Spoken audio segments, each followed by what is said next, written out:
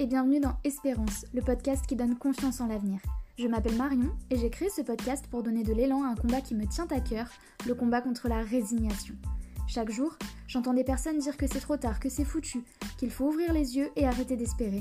Ces personnes parlent de leur santé ou de celle d'un proche, de l'environnement, de l'éducation et plus généralement de sujets de société. Grâce à ce podcast, je compte bien vous montrer que tout autour de nous, des personnes incroyables et engagées agissent quotidiennement pour changer le monde en mieux. Si ce podcast vous plaît, vous pouvez le soutenir en le notant avec 5 étoiles sur iTunes ou en vous abonnant sur votre plateforme d'écoute. Et si vous pensez qu'il peut apporter un peu d'espérance et de positivité dans la vie de vos proches, n'hésitez pas à leur partager. Vous pouvez aussi me rejoindre sur Instagram sur le compte Espérance et vous ou poster sous le hashtag #MadeWithEspérance pour que je puisse vous lire et échanger avec vous. Et maintenant, place au sujet du jour.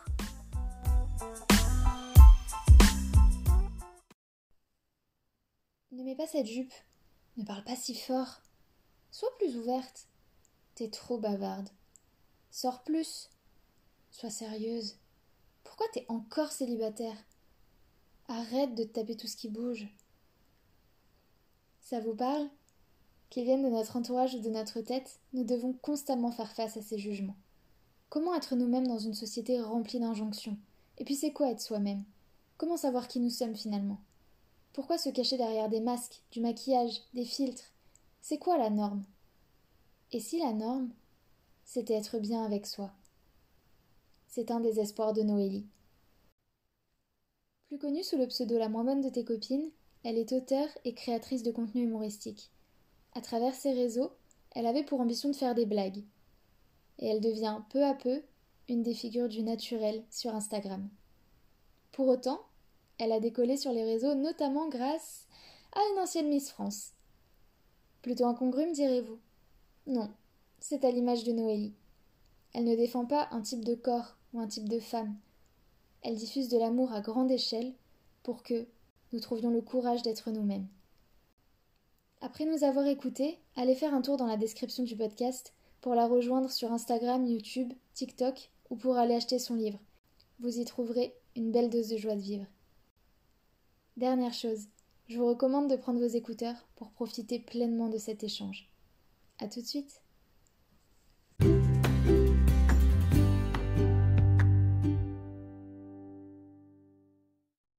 Bonjour Noélie et merci beaucoup d'avoir accepté d'intervenir sur Espérance aujourd'hui.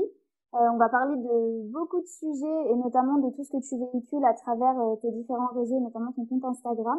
Mais dans un premier temps, je vais te laisser te présenter de la façon dont tu le souhaites à nos auditeurs. Ouais, alors moi je m'appelle Noélie, j'ai un compte Insta qui s'appelle La moins bonne de tes copines. Mon histoire, c'est un peu l'histoire de tout le monde, c'est aussi ce que je défends d'ailleurs dans mon compte Insta. En fait, je sais pas trop comment l'expliquer parce que je suis un peu surprise d'avoir ce genre d'interview parce que pour le coup, je suis comme toi Marion, je suis comme les gens qui t'écoutent sans doute. Ce que j'essaie de défendre sur Instagram, c'est des valeurs de naturel, d'être décomplexé, c'est-à-dire que moi je me montre sans filtre, je raconte vraiment la vie de tout le monde parce que je suis comme tout le monde. Il y a encore quelques semaines, je travaillais dans une entreprise comme tout le monde, donc je me levais le matin pour aller au travail, je rentrais chez moi, je faisais mes cours, je promenais mon chien, et c'est vraiment ça que j'essayais de montrer sur sur Insta. Voilà, c'est ce que je faisais dans les stories. C'est aussi ce que je fais dans les publications où je vais reprendre, tu vois, un peu à la Céleste Barber qui reprend des célébrités et qui les parodie. Bah, c'est aussi ce que je fais, non pas pour me foutre de la gueule des personnages loin de là, mais plus pour montrer que c'est pas la réalité, c'est pas, en tout cas, c'est pas ma réalité, et c'est pas pour moi ce que je considère et ce que je définis être la vraie vie. En plus d'être maintenant, tu t'es lancée à plein temps là dans tes activités, notamment sur les réseaux, tu as aussi sorti un livre très récemment, donc tu peux peut-être nous parler un petit peu. Ouais. Alors, ce livre, c'est un roman. Bon, c'est un roman que j'ai défini d'été, mais en réalité, il n'y a pas de moment pour le lire. C'est l'histoire d'une sexologue qui s'appelle Mary Bridgetson, qui a 31 ans et en fait, qui n'a pas eu de relation sexuelle depuis 387 jours. Et donc, l'idée, c'est que son meilleur ami Jérémy, lui, rencontre l'amour et elle se dit, merde, jusqu'à présent, il était comme moi, on était la team célibataire et en fait, de le voir rencontrer quelqu'un et tomber amoureux, et ça a un peu remis en cause toute son existence à elle et elle se dit, il faudrait peut-être trouver quelqu'un aussi. Donc elle va tenter de le trouver et en fait c'est vrai que ce livre, outre écrit avec humour, il a aussi pour intérêt de décomplexer sur la sexualité, parce que je pense qu'on a beaucoup. Alors moi, je suis une femme, donc je vais parler au nom des femmes, et peut-être que des hommes qui écouteront ce podcast se sentiront concernés, mais c'est vrai que nous, les femmes, on a quand même une pression assez incroyable sur la sexualité. En fait, quoi qu'on fasse, ça va pas. T'as des relations sexuelles en étant célibataire, on va te considérer comme une pute. T'as pas de relations sexuelles, c'est pas normal parce que tu jouis pas de ta sexualité et donc il faut en profiter. T'es en couple, t'as pas de sexualité, ça va pas parce qu'il faut absolument quand t'es en couple avoir des relations sexuelles. T'en as trop, tu passes pour un couple libertin. Enfin, toi, quoi qu'il arrive, en fait, non mais ta sexualité ne C'est va vrai. pas.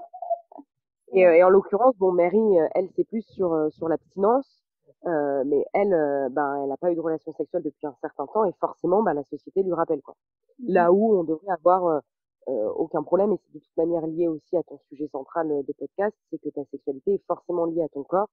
Et en fait, tout ça, c'est des choses qui doivent appartenir à la personne et à rien d'autre. À quel moment d'autres personnes doivent impacter ton choix dans ton corps ou ton choix dans ta sexualité. Voilà. Donc c'est ce que j'essaye de défendre, que ce soit dans le livre ou de manière générale dans mon Insta et même dans ma vie. Ou c'est pour ça qu'au début je te disais, je sais pas trop comment commencer cette interview parce qu'en fait j'ai l'impression d'être comme toi. C'est juste que ce que je défends dans la vie, tu vois là je te parle outre Instagram, c'est exactement ce que je vais défendre sur les réseaux et il n'y a pas de, tu vois, il y a pas de différence en fait. Ouais, Et mais je c'est pense que justement ça le sujet, c'est qu'aujourd'hui, déjà, moi, j'ai lu ton livre, donc j'invite vraiment les auditeurs à le prendre parce que, en plus de tout ce que tu viens de dire, il est vraiment à ton image, c'est-à-dire que c'est vraiment la vie sans filtre dans le livre aussi. C'est pas un livre à l'eau de rose où la fille, il lui arrive des trucs, enfin, si, il lui arrive quand même des trucs que normalement il t'arrive pas, mais, mais c'est sans ouais, filtre. C'est un langage qui est quand même, enfin voilà, moi j'ai adoré, donc je vous invite, il y aura le lien dans la bio du podcast de toute façon. Mais là où ce que tu dis, que t'es comme tout le monde, oui, mais à l'inverse, sur les réseaux, et c'est ce que tu fais quand tu fais les parodies, etc., il y a très peu de personnes qui se montrent dans la vie réelle, en fait. Les gens, ils sont toujours soit en filtre, soit en maquillage pump it up pour faire une interview. D'ailleurs, je me rappelle, tu avais été interviewée par je sais plus quel média, et tu avais vu les autres personnes qui étaient en bombe et tout pendant le confinement, alors que... pas guilty news, ouais. Mais en fait, tu sais, c'est rigolo parce que on pourrait penser que derrière ton écran, tu as envie justement de te montrer encore plus et de justement donner que ce que tu as envie et donc de montrer une vie que tu as forgée toi, parce qu'en fait, c'est l'avantage des réseaux sociaux. C'est qu'en fait, si tu as envie de montrer 15 secondes où tu es super belle et 2 secondes après te refoutres au lit en train de pleurer, personne ne le saura. Mais moi, c'est le contraire, justement, le fait d'avoir l'écran, ça me protège vachement et ça me donne encore plus envie. Tu vois, il y a des choses que je fais avec la moins bonne de tes copines que je ne fais pas du tout dans la vie. Genre rôter juste quand j'en ai envie, je ne le fais jamais en société. Je suis autour de la, enfin je le fais avec mon entourage proche, tu vois, mais je veux dire au restaurant, tu me verras jamais lâcher un gros rot. Ce que je vais faire sur Insta, parce qu'en fait justement, je pense que contrairement à toutes les autres influenceuses, bah moi ça me décomplexe encore plus et en fait je pense tout simplement tu t'enfonces dans ton credo. Donc moi mon credo c'est d'être décomplexé et d'être complètement naturel et je pense que plus je l'ai été, plus en fait j'ai eu envie de l'être parce que je me suis rendu compte que les gens aussi qui me suivaient, c'est ce qu'ils venaient rechercher. Ils venaient chercher du naturel et donc moi je me suis dit bah en fait j'ai encore plus envie d'être naturel parce que je vois que on en a tous besoin quoi. Dans mon Insta, l'écran, il m'a encore plus conforté à être sans filtre. Donc, tu vois, quand tu dis, ouais, dans la vie, on n'arrive pas à être sans filtre, mais dans la vie, moi aussi, j'ai plein de filtres, tu vois. Dans la vie, là où je suis en ce moment en train de te parler, il y a des complexes que j'ai que je n'ai pas sur Insta. Tu vois, typiquement la cellulite, je reçois plein de messages, putain, c'est ouf, t'as aucun problème à te montrer en cellulite sur Insta et tout. Et j'ai ouais, sur Insta, mais tu vois, dans la vie, ben, quand je vais à la plage, moi aussi, je suis complexée par ma cellulite. Alors, évidemment, peut-être moins que certaines nanas, parce qu'à la base, je suis quand même assez bien, tu vois, mais il y a plein de complexes que j'affirme et que je monte sans aucun problème sur Insta, que je vais pas faire dans la vie, tu vois.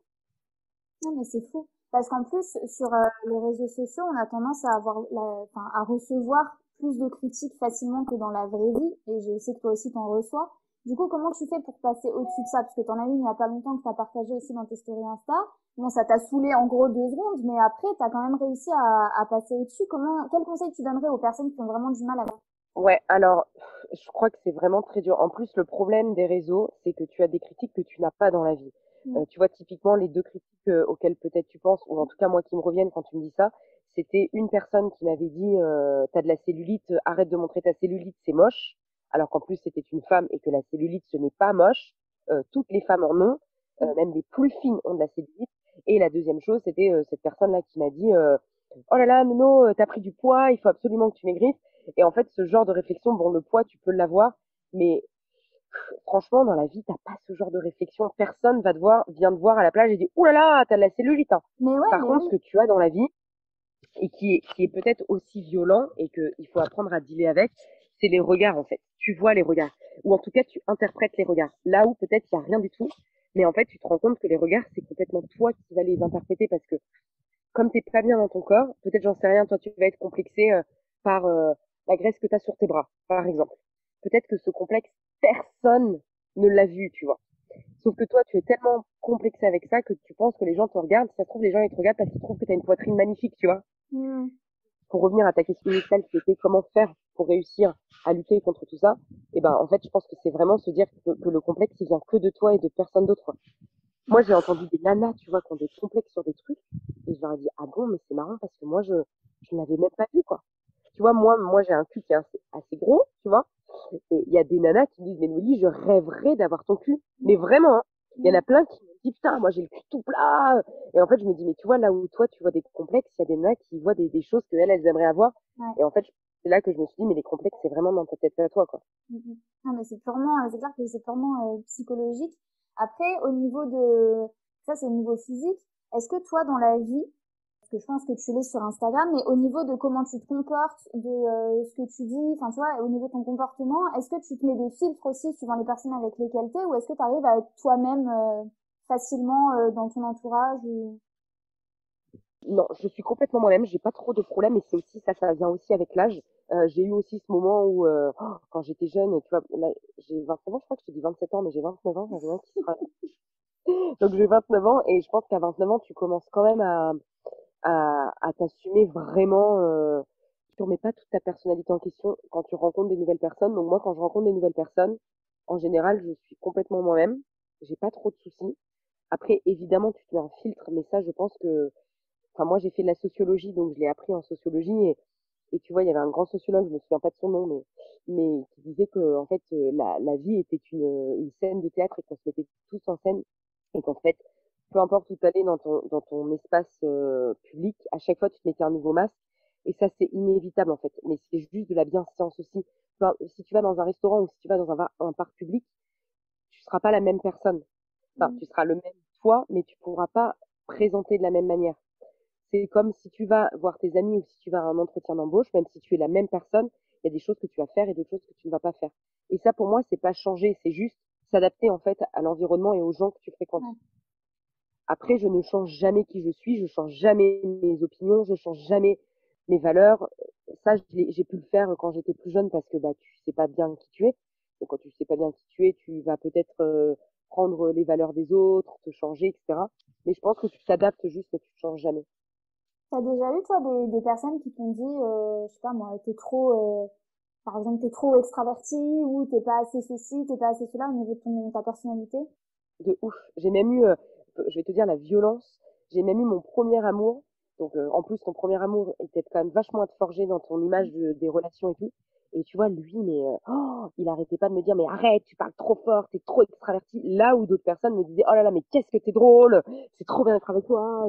Et la preuve c'est qu'en fait ben j'arrivais pas à fitter dans certains postes ou certains lieux sociaux, bah en fait ça devient une vraie qualité dans ma vie là aujourd'hui, Ouais. dans mon taf sur les réseaux et dans mon taf parce qu'il faut être super speed et j'ai plein de travail et donc du coup là ça devient une qualité tu vois. Mhm. C'est ça. Non, mais on peut toujours retirer du positif de nos composantes de personnalité.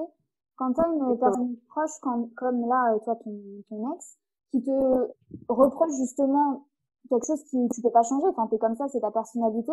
Quel conseil tu donnerais si on a aujourd'hui des femmes ou même des hommes qui sont dans ce cas-là, qui ont quelqu'un de leur cercle amical ou amoureux ou familial Ouais. qui les reproche là-dessus? Moi ça va être très violent ma réponse mais moi je pense juste qu'il faut les sortir de nos vies. Enfin moi je pense qu'il ne faut changer pour personne simplement parce que quand bien même tu le fais par amour t'es pas heureux en fait. Mm, Je mm. pense que si tu changes et que tu te ouais que tu te moules à quelqu'un d'autre, en fait, inévitablement tu vas pas être bien, tu vois, et donc tu Ouais. vas pas être heureux dans ta vie, et ça n'a aucun intérêt parce que la personne non plus qui sera avec toi sera pas heureuse. Enfin, tu vois, on est tous faits pour être avec quelqu'un, que ce soit en amour ou en amitié ou en famille ou ce que tu veux. Et si tu t'obliges à être quelqu'un d'autre, tu vas être hyper malheureux, en fait. Ouais. Enfin, après, je sais que c'est dur, hein. Moi, tu vois, cette histoire de premier amour, ça a été très, très dur de comprendre qu'en fait, il essayait de changer qui j'étais au plus profond de mon âme, tu vois, et que ça n'avait aucun intérêt. C'est très dur et je suis sûre qu'il y a des gens qui écoutent le podcast qui sont dans le même cas où tu dis, putain, j'ai envie d'appartenir à ce groupe-là, mais en fait, j'ai rien à faire avec ce groupe-là. Après, bon, bah, tu apprends, hein, tu grandis et tu te dis, ben, est-ce que tu veux vraiment appartenir à ce groupe-là ou à cette personne-là? Enfin, quand je dis appartenir, c'est dans le sens être Ouais, avec cette ouais, personne-là. ouais. Ou est-ce que tu préfères être toi? Mm. En général, tu es obligé d'être toi. Mais là aussi, c'est une Enfin, question de pression parce que dans la société actuelle, il faut être une personne qui est aimée par tout le monde, qui s'intègre avec tout le monde, etc. Et du coup, c'est aussi là où tu as l'impression que tu es obligé vraiment que tout le monde ouais, t'apprécie, que c'est une personne qui t'apprécie pas, c'est que t'es pas normal. Enfin, c'est... ouais. Et ça aussi, c'est une question de personnalité, hein, parce que tu vois, moi, je suis un peu comme ça. Je suis un peu où j'ai besoin que tout le monde m'apprécie.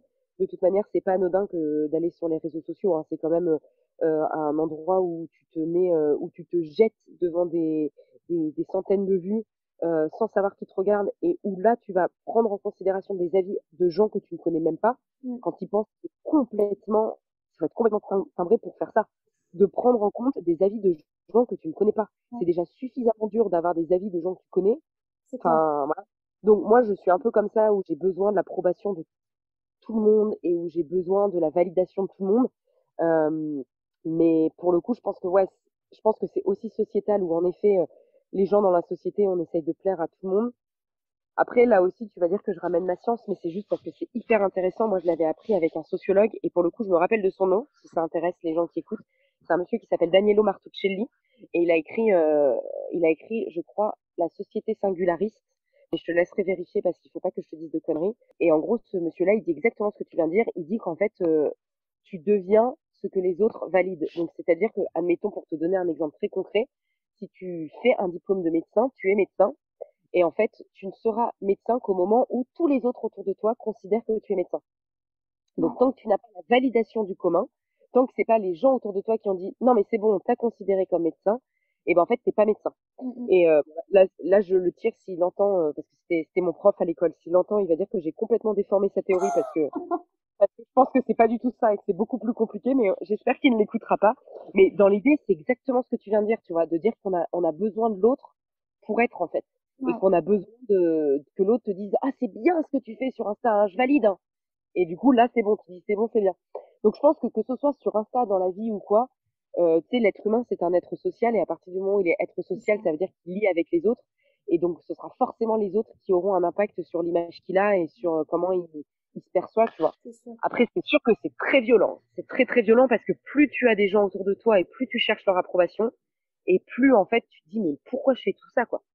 Enfin quand tu y penses c'est ta vie et tu devrais en avoir rien à foutre de ce que pensent les gens. Mm. Alors, je sais pas si tu le connais, c'est un Américain qui s'appelle Jay Shetty, qui est connu parce qu'il est allé en fait vivre avec les moines quand il était jeune. Et Ok. il a une citation, alors c'est pas de lui, je sais plus de qui elle est à l'origine, mais lui il la reprend souvent, qui dit que on n'est pas ce qu'on pense qu'on est, on n'est pas ce que les autres pensent qu'on est, mais on est ce qu'on pense que les autres pensent qu'on est. C'est-à-dire qu'en fait, on se calque vraiment sur nous la vision qu'on a de ce que peuvent penser les autres de nous. Alors qu'en fait, t'as un triple décalage, tu vois, c'est complètement ridicule finalement. Bah ouais, ouais, c'est ridicule. Mais tu sais, enfin là, je vais même aller plus loin. Tu vois tout ce que parce que là, quand tu as commencé l'interview en me disant, bah voilà, toi, tu es très décomplexé, t'as aucun problème. Mais ça encore, c'est l'image qu'on m'a donnée. Ouais, Parce que moi, j'ai donné du contenu sur Insta, et moi, quand je l'ai fait, j'ai pas eu l'impression, c'est pour ça que vraiment, j'étais un peu déroutée quand tu m'as dit, bah vas-y, explique-nous et tout ça. Parce que moi, j'ai l'impression d'être comme toi, tu vois. C'est juste que, comme je le montre sur Insta, mais regarde là, bon, les gens ne le verront pas parce que c'est un podcast, mais on est toutes les deux en visio. T'as pas de maquillage, t'en as rien à foutre. Je crois que t'as même pas de soutif. Moi, je suis en pyjama, je suis maquillée. Non, mais dans le sens que je te dis ça, dans le sens que là, en fait, t'es exactement pareil que moi. Et si tu montrais toi aussi tout ça sur Insta, tout le monde te jugerait et te définirait comme une fille qui est hyper cool parce qu'elle se prend pas la tête et tout. Alors qu'en fait, c'est les gens qui m'ont défini comme ça. Parce que mm, moi, sur Insta, je me suis pas définie comme ça. Moi, sur Insta, je me suis juste définie en disant, bah, je fais des blagues, tu vois. Et en fait, ouais, l'image que les gens ont définie de moi, elle m'a un peu dépassée et on m'a définie comme une fille naturelle et décomplexée. simplement parce qu'en fait, je me montrais sans filtre. Mais est-ce que c'est pas moi qui suis genre comme tout le monde et c'est les autres sur C'est ça. Insta qui se montrent avec des filtres qui sont différents, tu vois? Mm, mm. Et moi, toutes mes amies et tous les gens qui sont autour de moi, parce qu'évidemment, moi, je traîne pas avec des nanas, enfin, tu traînes avec les gens qui sont un peu comme toi. Donc moi, tu vois, je traîne avec des nanas qui sont complètement naturelles, qui ne se maquillent pas, enfin, ben, moi, j'ai l'impression d'être comme tout le monde, du coup. Enfin, tu vois, autour de moi, j'ai Mm. pas des nanas avec des filtres, avec des machins, je sais pas. Donc c'est pour ça que quand tu me dis, c'est trop bien, tu t'es décomplexé et tout, mais j'ai pas l'impression d'être décomplexé plus Ouais, que mais ça, quoi. tu vois, là où c'est hyper bien, c'est par rapport à l'image que tu renvoies, c'est que en fait, maintenant les réseaux, c'est tellement devenu une source de complexe. Enfin, après, c'est encore une question de choix parce que moi, je sais que sur les réseaux, je ne suis que des personnes avec qui je suis en accord et du coup qui me filent pas du tout de complexe. Mais la plupart du temps, tu vois, les personnes qui sont des influenceurs, qui ont des grosses communautés, etc. Il y a rarement des nanas qui se baladent en mode, enfin, s'il y a un pet de cellulite, elles vont le retoucher ou elles vont pas le montrer. Et du coup, c'est ça qui continue en fait à accentuer tout ce truc autour du physique, quoi. Mais du coup, tu vois, c'est ce qu'on disait tout à l'heure, c'est qu'en fait, quand j'ai été définie comme une fille décomplexée et naturelle, en fait, je suis définie exactement comme les trois quarts des nanas dans la vie réelle, parce que Ouais. dans la vie réelle, on est toutes comme ça, et c'est sur Insta où il y a un problème. Et c'est pas Mhm. l'inverse, en fait. C'est pas moi qui suis décomplexée naturelle, c'est les gens d'Insta qui sont complètement complexés à se mettre des filtres et retoucher tout. Et moi, en fait, par défaut, on m'a définie comme naturelle et décomplexée. Alors en fait, je suis juste comme 95% des nanas dans ce monde, ou en tout cas, enfin, dans mon entourage, et c'est les autres nanas qui se sont foutues des filtres. Et Ouais. encore une fois, on en revient même, du coup, c'est bien les autres qui définissent tout, tu vois. Mhm. Mais oui, sur Insta, de toute manière, c'est pas nouveau. T'as un énorme souci de se montrer qui on est. Je pense que après, Insta, c'est aussi un moyen de rêver sa vie. Et je pense que les gens qui suivent ces nanas auxquelles tu peux penser, qui vont énormément de complexer en mettant des filtres, etc., je pense que c'est ce qu'ils recherchent. Mais je vais même aller plus loin. Je pense que les gens qui font de leur Insta ce genre d'Insta, c'est ce qu'ils recherchent aussi, en fait. Je pense qu'ils ont besoin de rêver leur vie parce que leur vie n'est pas du tout comme ça dans la réalité et que en fait ben ça leur rassure d'avoir cette image hyper parfaite sur Instagram, tu vois. C'est ça. C'est en fait c'est elles qu'il faudrait aussi interviewer, leur demander pourquoi vous avez besoin de mettre autant de filtres. Ce serait hyper intéressant de demander pourquoi il n'y a aucune story où tu arrives à te montrer sans filtre, Mhm. pourquoi il n'y a aucune photo, parce que ça révèle des vraies choses et qui sont pas forcément des complexes, tu vois. Ouais. Je sais pas pourquoi elles font ça. J'en sais Et rien. puis là les filtres, hein, c'est pas le petit filtre qui te Mais oui, floupe un peu, quoi. C'est le filtre qui te transforme le visage comme jamais. mais je sais pas hein, pourquoi elles font ça. Vraiment, je sais pas pourquoi Instagram ça a tourné comme ça parce que c'est génial Instagram quand tu penses. Mhm. Bon là je te parle d'Insta, mais en fait n'importe quel réseau, c'est génial quand tu penses. Tu peux partager. Regarde là ce qu'on fait, on n'aurait jamais pu le faire si j'avais pas fait Instagram et que tu m'avais Mhm. pas suivi. C'est Mhm. parce que tu m'as suivi et que tu te dis ah bah voilà c'est trop bien. Et en fait, je pense que à la base c'est censé être ça, c'est censé être un réseau de partage, un réseau où on s'entraide, où on regarde, ah bah voilà, j'ai écrit un livre, regardez ce que je fais les filles, et c'est censé être ça. Et je Mhm. sais pas pourquoi ça a tourné en Mais tu vois, mode, ça c'est pareil. Parce que le nombre de personnes qui t'ont contacté en mode oh là là, mais t'as écrit un livre, c'est trop bien, t'as osé le faire et tout. Alors que en vrai, je suis sûre que, enfin, même moi j'ai envie d'écrire un livre, il y a plein de gens qui ont envie oui, d'écrire un livre. Et le fait de sauter le pas, c'est un truc genre waouh! Alors que, en vrai, tout le monde peut se mettre à écrire son livre, quoi. mais de ouf, d'autant plus que, bon, enfin, moi, je l'ai auto-édité, le livre. Donc, j'ai rien financé. T'as pas besoin d'argent quand tu l'auto-édites. C'est 0 € que tu investis dedans. Mhm. Donc, c'est vrai que moi, quand on m'a envoyé ça, mais ça, encore une fois, on en revient au même, et je pense que ça va être le titre, c'est le regard des autres, en fait. Ouais. Les gens ne font pas ne sautent pas le pas dans l'écriture pour donner cet exemple de projet, parce qu'en fait, ils ont peur du regard des autres. Ils ont peur que les gens lisent le livre et qu'ils le jugent, qu'ils se disent qu'il est nul, que c'est pas assez bien ce qu'ils ont fait. Et donc, tu t'empêches de faire des choses, encore une fois, par peur du jugement de Mhm. l'autre. Mais je pense qu'il y a aussi cette peur de l'échec en mode, parce que Instagram aussi, pourquoi c'est devenu comme ça? Parce que maintenant, Instagram, ça rapporte de l'argent. Donc, il y a des pubs, il y a des trucs. Et du coup, c'est comme la pub que tu peux voir à la télé, sur les affiches et tout. Tu vois jamais des nanas avec de la cellulite faire de la pub pour Etam, quoi. Oui, Donc, t'as pas tort. là, c'est Ouais, ouais. pareil. Tu te dis, si je veux réussir à avoir une communauté, si je veux réussir sur Instagram, en gros, je dois me montrer en mode toute parfaite. Ouais, mais encore une fois, tu vois, là, tu disais, on a peur de l'échec, et donc tu l'as lié à forcément ton image qui doit être parfaite, etc. Mais en fait, une fois encore, qui définit l'échec? Hmm, Enfin, qu'est-ce que c'est un échec? Tu vois, à combien de livres tu vends, c'est un échec. Je suis désolée, t'écris un livre, pour moi, juste d'écrire un livre, c'est un succès. c'est ça. Enfin, tu vois, peu importe qu'il y ait des fautes d'orthographe dedans, peu importe qu'il soit mal écrit, bah ouais, mais c'est un succès. qui va décider que c'est un échec? Et en fait, c'est exactement pareil sur Insta.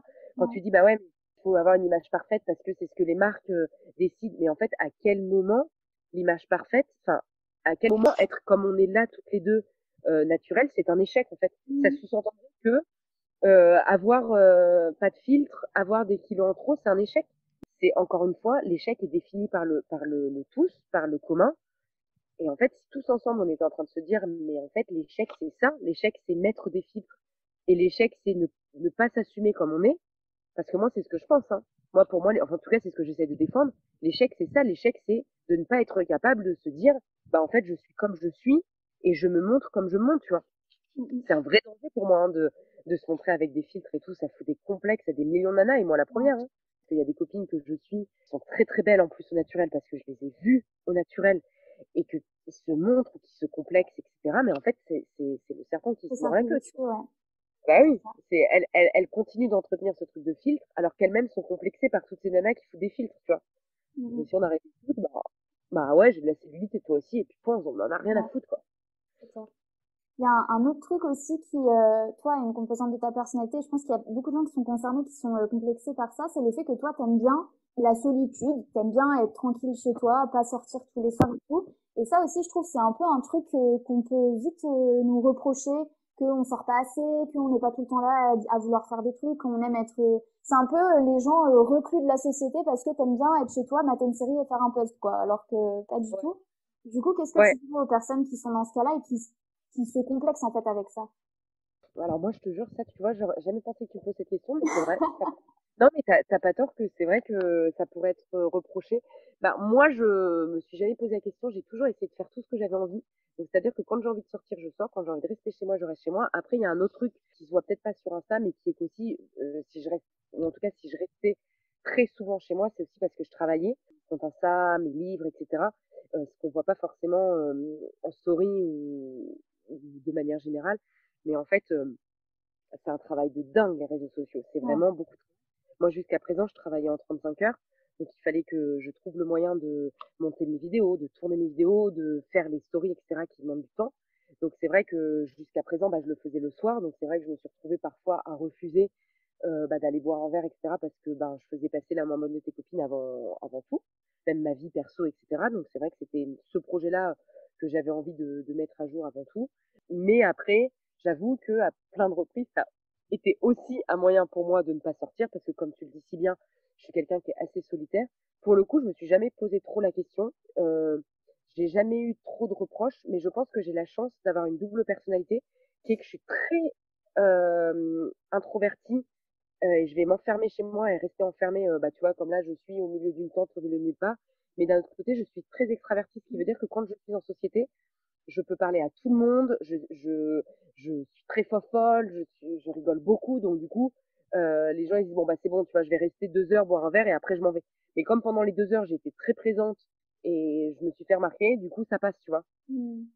Voilà, mais après, de manière générale, si vous avez envie de rester chez vous, merde, vous avez qu'une vie, restez chez vous, quoi.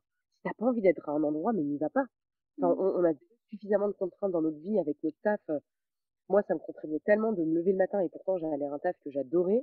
Putain, merde, si en plus tu dois t'obliger à aller à des dîners, t'obliger à aller à des apéros, enfin, si tu peux les éviter, ben merde, t'envoies un message, tu dis excuse-moi, j'ai pas envie, j'ai pas la tête à ça. Ce soir, j'ai envie d'être avec moi-même et c'est déjà énorme. Et point, quoi.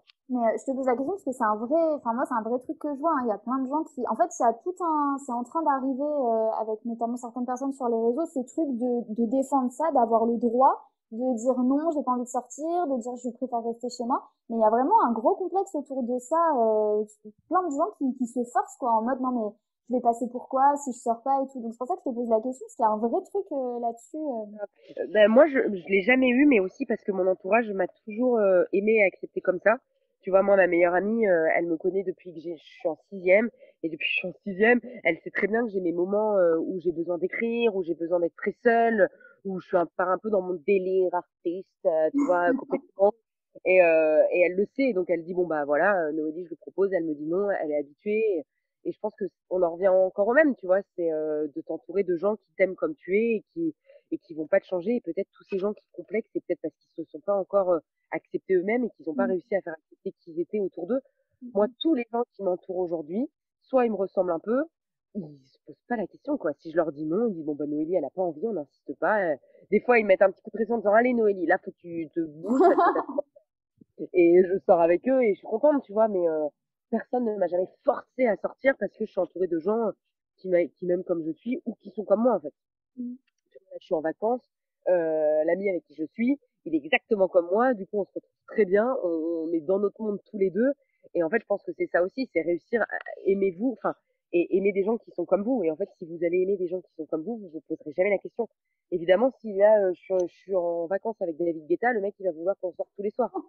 Mais quelle Ou idée de se peut-être mettre, pas. peut-être qu'il en a ras-le-bol aussi et que c'est une image qui s'est donnée. Mais dans l'idée, il faut se mettre avec des gens qui sont comme vous, sinon vous vous foutez une épine dans le pied, quoi. Ouais. Bon, on va arriver bientôt à la fin. J'ai deux dernières petites questions. La première, qui est pas évidente, je te l'accorde, mais je te la pose quand même. Qu'est-ce que tu dirais à la Noélie d'il y a 10 ans? Ah ouais, c'est dur. Mais c'est rigolo parce que on en a parlé tout à l'heure avec mon pote. Ben, déjà, tu sais, c'est marrant parce que il y a 10 ans, j'avais donc 19 ans. Déjà, le regard des autres est beaucoup plus important que maintenant. Tu sais, la maman de tes copines, je l'ai fait tard, hein, je l'ai fait il y a 2 ans, donc j'avais 27 ans. Et je pense que c'est pas un hasard de le faire si tard, c'est parce que pour se montrer, il faut s'assumer, tu vois, il faut quand même avoir les épaules pour assumer tout ce que tu penses, tout ce que tu dis. Donc je lui aurais dit peut-être de moins se préoccuper de ce que les gens pensent. Tu vois, il y a un truc qui me fait du mal à reconnaître là, mais je me rends compte, tu vois, dans mon corps, j'avais déjà des complexes de poids. J'ai toujours voulu perdre du poids, et tu vois, je me rends compte 10 ans après, c'est encore le cas. C'est encore le cas où je me dis, oh là là, j'ai encore trop mangé, j'ai encore mon bourrelet, et je me dis, putain, mais ça veut dire quoi? Ça veut dire que si on refait le podcast dans 10 ans, j'espère que je serai plus à me dire, oh là là, faut que tu perdes du poids encore, tu vois. Donc ça, c'est quand même un truc aussi, je lui aurais parlé de son poids et de son corps. Je lui aurais dit arrête de te prendre la tête avec ton corps il est en bonne santé, ton corps il te permet de courir, de danser tous les jours, de réfléchir, de faire ce podcast, et Mm. c'est la seule qui importe. Et d'ailleurs, il faudrait que je me le dise aussi à la Noélie d'aujourd'hui. Ah voilà, tu réécouteras le podcast, tu réécouteras le Je vais passage. réécouter le podcast et je vais me dire, et je vais le dire à tous les gens qui écoutent parce que je pense que vraiment, on se complexe avec nos corps, que ce soit pour le poids ou pour autre chose, alors qu'en réalité, notre corps, la seule chose qui importe, c'est qu'ils soient en bonne santé. Et par Mm. contre, si comment vous traitez votre corps impacte votre santé, là, en effet, il faut vous reprendre en main pour votre santé et pour rien d'autre. Mais quand je pense à quel point on se fout des complexes de notre corps, alors que notre corps, il est censé juste t'aider à vivre, en fait. Ouais. Et rien d'autre, tu vois. Et donc ça, je pense qu'il faut vraiment que tous, on le comprenne, et moi la première, parce que quand je le dis, je sais que c'est vrai, mais j'arrive pas à l'intégrer. Mm. Donc je l'aurais dit à la Noélie, et ce que je l'aurais dit dans son corps, j'aurais dit ça, et dans sa tête.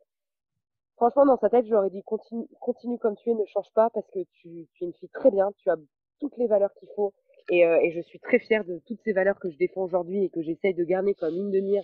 Et je lui dirais continue comme ça et ne change pas, même si beaucoup de gens veulent te faire changer. Tu es très bien là où tu es et tu as raison d'être qui tu es. Voilà. Génial. Bah, c'est un très très beau message, hein. Bah Bon, ouais. écoute, on arrive à la fin du podcast. Est-ce qu'il y a quelque chose que tu veux rajouter, un point sur lequel tu souhaites revenir ou un message que tu veux faire passer aux personnes qui écoutent? Non, c'est pas un exercice facile, tu vois. J'aurais pensé avoir plus d'aisance, mais c'est vrai que c'est des sujets qui sont compliqués et je pense on est tous confrontés. Et tu vois, la preuve, c'est que vraiment, si j'ai un message à faire passer, c'est que sur Instagram, j'ai la chance d'avoir une petite communauté et je suis la première à dire décomplexez-vous et en vrai, ne vous fiez pas à ce que vous voyez ou ce que vous entendez, parce que la preuve, c'est que là, je donne un peu plus d'importance à ce que je peux passer comme message en 15 secondes en story. Et là, je viens de passer une demi-heure et on voit que moi aussi j'ai des complexes et que c'est pas forcément évident pour moi. Et donc, je pense que personne n'est ce qu'il prétend être. Mm. Et ne nous fions pas à ce que les gens montrent en image, parce que souvent, c'est beaucoup plus complexe que ça. Les gens sont pas juste un truc, tu vois. Des fois, on fait des actes et je pense que c'est beaucoup plus profond que ça. Et je pense qu'il faut se laisser un peu plus de bienveillance les uns les autres, parce qu'on fait des choses parfois qui sont peut-être pas ce qu'on voulait donner comme image ou voilà. Donc, je pense que ne jugeons pas trop vite les gens. Essayons de comprendre pourquoi ils font ça et comment ils le font avant de leur donner une image. Un peu de Ouais, bienveillance. c'est ça. Donc la prochaine fois où il y a un bad buzz, je reposterai cet extrait du podcast. Tu vois, des fois, peut-être que, j'en sais rien, il y a des actes qui sont faits et en fait, c'était pas ce qu'ils voulaient montrer. Enfin, Mhm, je sais pas. c'est ça. Il y a plein de, ça va tellement vite, Ouais. un mot, un acte. Bon, après, je te dis pas de tout excuser, tu vois, il y a des choses que j'excuserai jamais, même moi, et ça peut être un acte de 10 secondes, je ne l'accepterai pas. Je pense qu'il faut quand même, de manière générale, être un peu plus bienveillant les uns les autres. Bienveillant. Mm, ouais. Pareil. Peu importe le nombre d'abonnés que tu as, peu importe quel métier tu fais dans la vie, quel statut social, tu vois. je pense qu'on recherche tous la même chose au final. Je pense que si on était plus bienveillants les uns les autres, on y arriverait bien mieux. Ouais, je suis d'accord avec toi. Merci beaucoup d'avoir pris ce temps. C'était trop bien. On a discuté de plein de choses. Je suis sûre que ça va aider, ou en tout cas faire réfléchir beaucoup de personnes. Donc merci pour ça. Je remettrai donc tous les liens de toute façon dans la bio. Et puis je te souhaite une très bonne fin de week-end de vacances et une très belle continuation. Merci Marion, merci à tous.